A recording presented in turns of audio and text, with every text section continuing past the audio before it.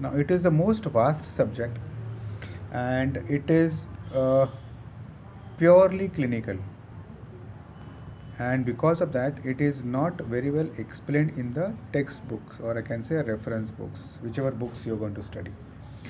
The reason behind that, because those books are written by those theoretical people,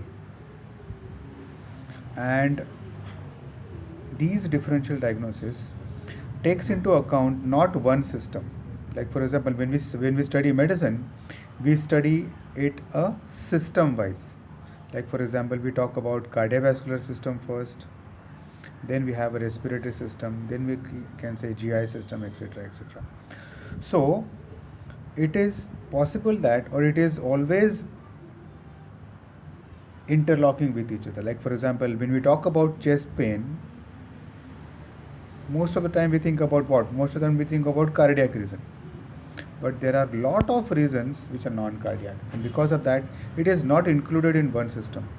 And when we learn medicine, we learn system-wise. We don't learn symptom-wise. And the patient comes to you in a symptom-wise, and because of that, it is not possible lot of times to understand how exactly we can make a differential diagnosis, or uh, practice is totally different from, I can say, a theory what we learn. And because of that, these kind of lectures are very much required for the general practitioners, or I can say clinicians, or even at the level of medical student.